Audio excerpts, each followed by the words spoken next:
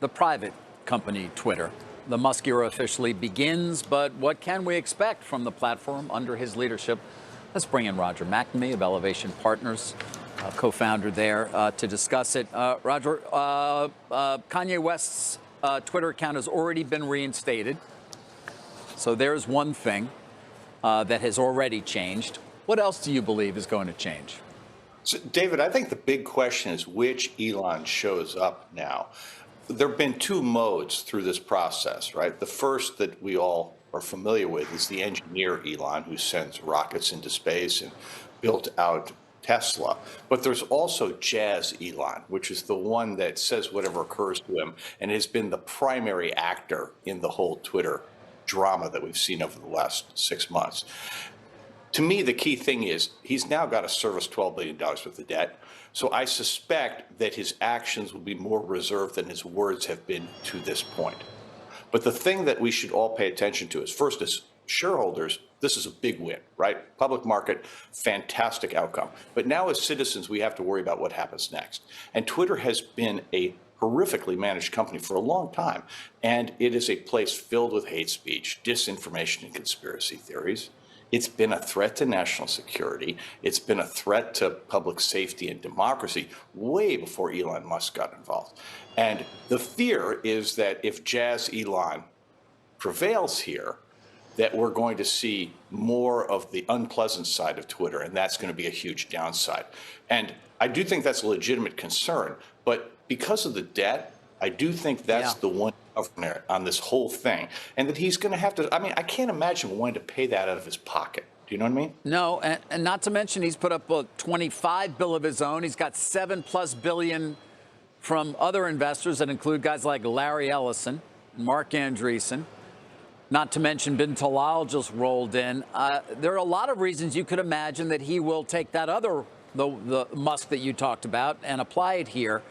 What kind of positive changes do you think are possible? You talked about the fact that this has been an underperforming company for, man, as long as we can kind of remember it being a public company. No, I think that's exactly right, David. I mean, let's face it, Twitter is one of the greatest product designs in the history of Silicon Valley. And yet the management team, each management team, has successively failed to capture a financial return that was commensurate with the import of the product in our society.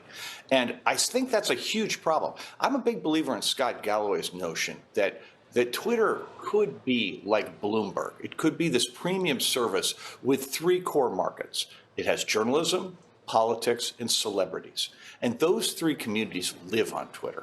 And for them, having access to a Twitter that's less toxic would be enormously valuable. And so the notion that those people might spend $1,000, $2,000, $3,000 a year in order to have a platform that was safe for what they want to do, and that everybody could view on Twitter for nothing, and that you would basically have some fee to put tweets up that would reduce the amount of bots and the amount of hate speech and disinformation.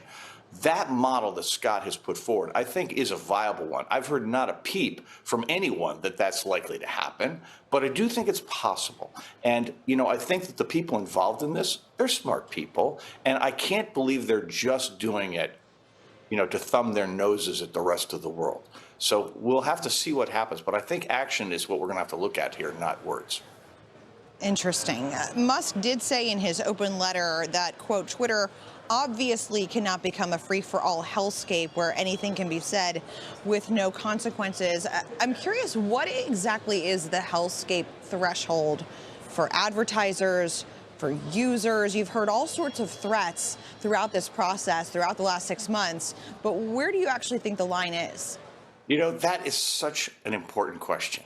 And, you know, when I first became an activist about internet platforms in 2016, my assumption was that the line was something we crossed years ago, that fundamentally advertisers would want to be involved in something that was not full of hate speech, disinformation, and conspiracy theories. That has not proved to be the case. In fact, I would have thought politicians, celebrities, and journalists would be a better governor of the culture of Twitter than they have been. So I'm terribly afraid that there may not be a limit, that people may just go, you know, I'm going to go along with it no matter what happens. And I do think that's a very real threat here. And, that advertisers have shown themselves not to be a diligent protector of society's values. Roger, on an execution level, assuming that it's the Musk, the SpaceX and Tesla Musk who shows up to work every day here, does he cut a lot of people? Does he find a whole new group of software engineers who can actually do things that apparently have not been able to be done previously? Well, to me, the big issue is the transition. I'm sure there are a lot of fantastic people at Twitter. As a group, under the management team that was there, they failed to deliver the kind of results that I imagine Elon Musk would like to see the company deliver, or frankly, that public shareholders have had every right to expect for the years since it went public. Therefore, I'm not actually troubled by the fact that top leadership is going. What I look at is the morale of the company on the inside. I think that story that came out that says 75% of the employees would be fired, that had to be a huge issue. And you cannot run a company like Twitter without any employees, and you can't hire people if they think they're going into an environment where they're just going to be, manipulated and fired very quickly. So he does need to find a way to build a positive culture, and he's done that at his other companies. So I do think it's entirely possible here. I mean, again, Twitter is this extraordinary product with huge potential. And I think if you could give people a vision that they believed in, it would be very successful. And again, I think Scott Galloway's notion is one option. I'm sure there are other ones, but they're going to have to find one, and they're going to have to find it pretty quickly and articulate it in a way that employees understand. And that's the big problem, David. No one has said a vision, right? We have no idea where they're going. No, and your point about the transition being very important. This just handful of weeks, really. Finally, I'll put you on the spot. All right, $44 billion is what it cost him, including debt. 5 years from now, he's going to take it public. Is it a higher number than $44 billion, and if so, how much higher, Roger? So David, that's a great question. I don't know the answer. I suspect the over and under. You want to take the under, and but at the end of the day, I think the notion. Can he make this successful? I don't think there's any question that he can.